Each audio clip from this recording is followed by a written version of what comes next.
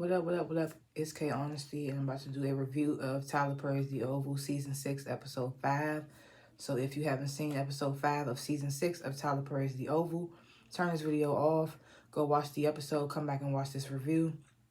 Please like the review, subscribe to my channel. It's an easy, anonymous, simple way to support my channel. It takes less than 5 seconds of your time to do, so please like and subscribe.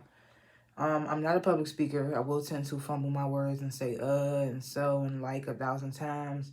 I may stop to regain my thoughts. I may slow my speaking down to regain my thoughts. Anything I say is my opinion. It does not reflect anyone or anything associated with the show.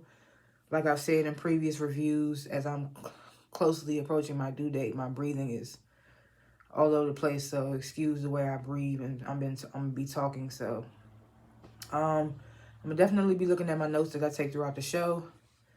And, yeah, comment below what you would grade this week's episode, what you thought about it. If there's anything that I forget or that I'm off on or I leave out, or you just have an opinion in general, leave your grades of this episode and your opinions in the comments. I like to grade the episodes before and after my reviews. This episode, I'm going to have to give it a C- because it pissed me off. I'm not even going to lie. The whole Lily situation, the whole Lily thing, it pissed me off. So I have to go with how I feel. It's C-. That's me being generous. I feel like me being gracious. I'm going to have to go with a C-. But other than that, I think that's going to be my grade for this week. And last chance, this is Tyler Perry's The Oval, Season 6, Episode 5. If you haven't seen it, turn this video off so you don't get any spoilers. Excuse my hair, y'all. It was I did just get it retwisted a couple of weeks ago for my baby shower, but then I went to my mom's house. And her ass fell asleep with some beans on the stove, so the whole house was smelling like smoke. So then my hair smelled like smoke, so I had to wash it. And now it's frizzy. I gotta oil it, whatever. Anyways.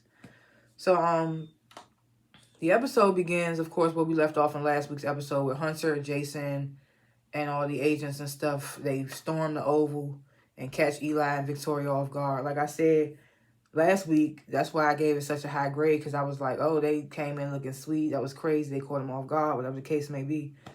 But now, this episode kind of pissed me off. So I was like, I had to give it a lower grade. But anyway, Hunter, he begins fake, I guess, interrogating, if you will, to Victoria and Eli. So he's like, you guys are about to disappear. He's telling them you about to disappear. And then Victoria tells Hunter, you shouldn't be doing this. You don't want to piss off my father. And Hunter's like, your father has been silent. We haven't heard anything from him. And Victoria's like, well, that's because Eli told him to stand down for the moment. And Hunter's like, is that true, Eli? And Eli's just like, he's like, yeah. And Hunter's like, well, how's that working out for you? And Eli doesn't have no answer. He's just like, I just want to resolve things. I want us to resolve things. Can we talk? And Hunter's really not trying to hear anything that Eli has to say. Hunter goes on to say, you guys tried to destroy me, invoke the 25th Amendment, and you tried to paralyze me. You thought I was just going to sit back and let it happen. Victoria tells Hunter, you should just go back to your little whores and your drugs because Eli's got this. He's handling the country. He's got this. And then she denies poisoning Hunter. So then she tries to get up and leave.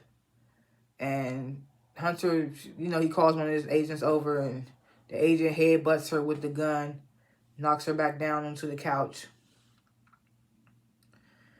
And he tells Eli, when the press arrives, I'm going to take my position back. And he's like, maybe I'll even thank you for your service, talking to Eli. Basically saying he'll thank him for covering for him, make it seem like everything was cool with them. He says, maybe I'll do that. So then Eli's like, well, what are you going to do about Jason? And that was my main thing, because I was like, y'all done made the whole country think that your son is dead. How y'all going to spin that story about him being alive? So Eli's like, well, what are you going to do about Jason? And Jason chimes in. He's like, well, we're going to tell the press what you and my mom tried to do. You guys tried to kill me. And you tried to overthrow my dad. So Eli's like, that's a lie. He's like, you need to ask your dad who was there when where you were when you were held, and who held you, and He's like, who you think sent someone to come save you? That was all me. And Jason, of course, is like, you're lying. And Eli's like, I have the footage. And Hunter's like, it's a little too late for that. He tells Eli, you know, it won't do you no good where you're going.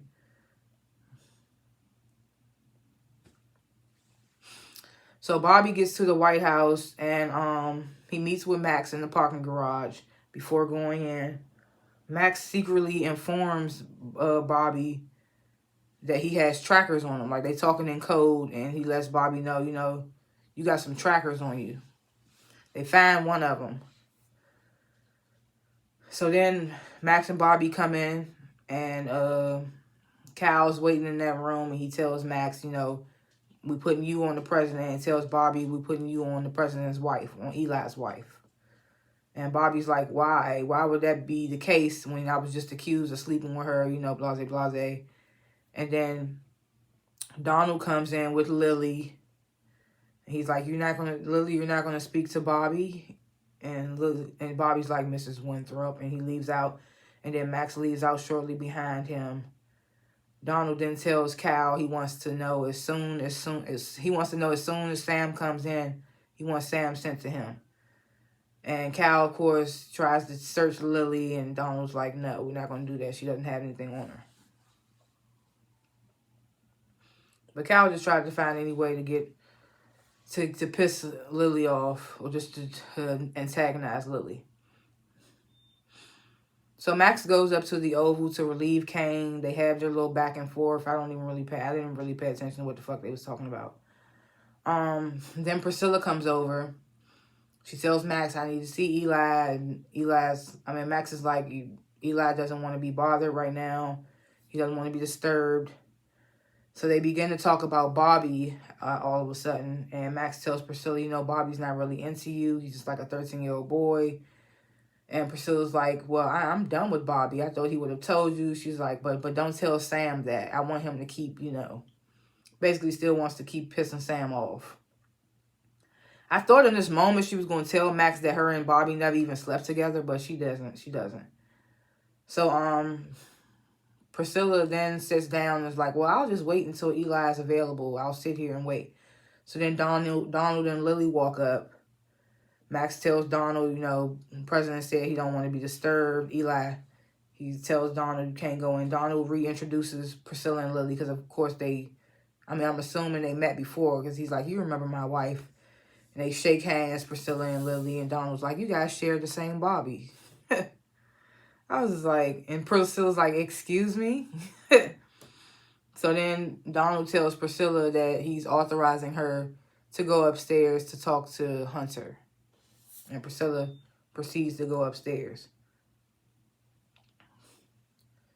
So just when I was saying kudos to this nigga Dale in the last episode for keeping his mouth shut and not telling anybody, he calls Alan. And I get it. Like, he probably didn't think it would do any harm to tell Alan about what happened. But it was just like, nigga, if you're not going to tell the police, you shouldn't tell nobody. So he calls Alan. And he tells him about Richard and Nancy's whole debacle and everything that happened with Richard killing his dad and whatnot. Then tells him that Nancy just bought him a new car, put his name in it. Put his name on it, blase, blase. Alan's like, all right, I got to get off the phone. Gets off the phone. Donald calls Alan to his office, tells him, get me and Lily some coffee. Lily's asking Alan, she's like, has Donald flirted with you yet? And Alan's like, no. And Lily's like, well, it's coming. Be careful. Look out for it. Like, basically telling Alan it's going to happen. So then we get this scene in Eli and Simone's house. Bobby searching his person for another tracker. He finds one, I think, in his shoe, sock, something. Simone comes down. Excuse me. Simone comes down unaware of the tracker. She's like, well, we need to talk. Telling Bobby we need to talk. Bobby quickly writes down on a notepad and shows Simone, like, I'm bugged. So watch what the hell watch what you're saying right now. So, Simone starts playing it off. I don't know, why would they think that I would be unfaithful to my husband with the likes of you, blase, blase. The whole time she's saying that, she's rubbing Bobby down, filling him up and stuff like that. So then we get to seeing Cal comes into Donald's office. Lily gets up and goes off into another room, but she's still listening in. She's right in the room next door. Cal tells Donald that he's pretty sure that Bobby knows that he's bugged because of the conversation that him and Max had, and tells him about the conversation that Simone had with Bobby that he listened in on. Donald's like, well, you tells Cal, well, you have to dig a little deeper if he knows. I mean, of course he would know he was bugged. So then Cal tells Donald about the phone conversation between Alan and Dale about Richard. And Donald's like, oh, really? Like, this is new. He's like, well, give me more information on that. And I'm just like, see, Dale, this is why. I'm like, Dale, why would you even do that? So then we get to see Nancy coming out the liquor store, throwing money up in the air for strangers and stuff, talking about, take it all. It's from my husband. She gets in the car. She tells Dale, oh, that's just his savings. Take me to the bank so we can take out the rest of his money. I'm just like, this bitch is crazy. You spending all the money, you going to need that money when he kick you to the curb. I mean, he already didn't kick you to the curb. What you going to do? I don't even know what's going to happen between Nancy and Richard. Like, that shit is beyond me. So, back at the White House, Sam comes into the kitchen to tell Richard that he handled Richard's situation. Everything is looking like it's supposed to. So then Lily walks in, and Sam's like, I'm not dealing with this. He leaves out. And this is the part that pissed me off. Like, Lily, you just overheard Donald and fucking Cal talking about Dale telling Alan about Richard killing his father. And you heard them talking about Sam and everything. And then you come in the kitchen, you see Sam and Richard, and you let Sam leave out. And then you don't tell Richard nothing about what you overheard. And then you don't tell Alan nothing either. I mean, she gives Alan a little fair warning, but she doesn't give them any information. So, she comes in the kitchen, she asks Richard where Bobby is. And Richard pretends to not even know who Bobby is. Then Alan comes in for the coffee that Donald sent him to get. Lily's in there like, oh, is there something I can put in his drink, in Donald's drink to kill him, basically. So, Alan and Richard, they like, you shouldn't be saying that, man, blase, blase. Then she tells Alan, be careful because they were in there talking about you. But she doesn't say who. Alan's like, who? But I would hope he would know that she's talking about Donald and Cal. But I'm just like, in this moment, Lily has so much information she could have gave them and she didn't. So I was just kind of annoyed. I was just like... And then this is another thing that annoyed me. So Sharon's out. And she's at Richard and Nancy's. No one's answering, of course, because no one's there. She calls Nancy's phone where Dale answers. And she's like, why are you with Nancy? And Dale's like, well, I needed a place to stay. She let me stay with them. So then he's asking her, like, what happened with the police? And she's like, well, they let me go. It was all bullshit. And I'm just like, I mean, I get it, but I don't get it. I can't even really remember what she got locked up for. She got locked up for almost killing Kareem or for self-defense. I don't remember what it was. So maybe it was bullshit and they had to let her go. I can't remember. But I was just like, okay, we're not going to get no more information about her getting out. She just out. So then Dale tells Sharon, because he tells them that they're at the bank. Sharon's like, well, I'm about to come meet y'all. And Dale's like, well, we won't be here long. You should just wait for us at the house. So Sharon's like, okay. So we get this final scene where Hunter calls Donald. And Donald tells Hunter, I'm with you, sir. I've been trying to talk to you. And I'm on your side, blase, blase. And Hunter's like, oh, Donald, you like to play both sides. And Hunter's like, I'm not, sir. I'm always with you, blase, blase. Hunter tells Donald, would I be wrong to have Eli and Victoria hanged for what they did? And Donald's like, no, sir. They tried to overthrow you. You wouldn't be wrong. So then Donald's like, let me come up there and talk to you, sir. And Hunter's like, nah, tell me what your plan is first. So he tells Hunter, I was going to hold a press conference with Lily by my side and have your doctors there to explain that you're doing better and blase, blase. And Hunter's like, oh, I don't believe anything you're saying, Donald. And then he tells Donald to look at his phone, because Donald's like, well, let me come up there and explain more into depth. And Hunter's like, Donald, look at your phone. Have you looked at your phone? And this is when Donald looks at his phone and realizes that he's calling from that Hunter's calling from the Oval. And Donald's like, this must be a mistake. You're not calling from the Oval, are you, sir? Are you in the Oval? And Hunter's like, yep, and I'm about to have a good old-fashioned hanging, and then ends the call. And we see two bodies hanging behind him, but they don't show their faces, and then Hunter yells, drop them, to, like, basically let them hang. But the faces aren't shown. And this is like, okay, it might be what Eli and Victoria had on, but why wouldn't they show the faces? I was just thrown off by that. I was like, watch next episode. They're going to make it seem like it's somebody else. It's just like, I mean, we could do without Eli, but Victoria is kind of like Veronica from the Have and Have Now. She kind of like makes the show. But she been kind of corny to me lately, so I mean, if they got rid of Victoria too, I probably wouldn't be that mad. But I don't know. But that's how the episode ends. Like I said, I would still give it a C- because Lily didn't take the opportunity to say anything to Sam, Richard, and that little subliminal warning that she gave to Alan wasn't enough for me. Sharon just getting out and we not finding out nothing else behind that kind of irritated me. It was just like a whole bunch of... Dale disappointed me too. So I was just like, this episode just kind of pissed me off in a sense. So I was just kind of irritated by that. We see in the next episode that Donald and them rush to the Oval to try to get in there. Mac's still trying to do his job.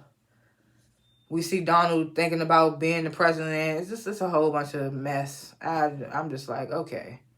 But those are my thoughts and what have yous for this week's episode. Episodes to come. What I would grade it is a C-. Comment below what you would grade the episode. If there's anything I forgot or I was off on or I left out, or you just have an opinion in general, leave it in the comments. Like and subscribe to my channel. It's the best way to support. If you want to see other things Tyler Perry related, then liking and subscribing will help your algorithm bring those type of things up. It takes less than 5 seconds of your time to do. So if you sat here for 18 minutes and watched the review, you could take 5 seconds to hit the like button and subscribe button. I said before, it is free. No money out your pocket. It is anonymous. I will not know that it's you.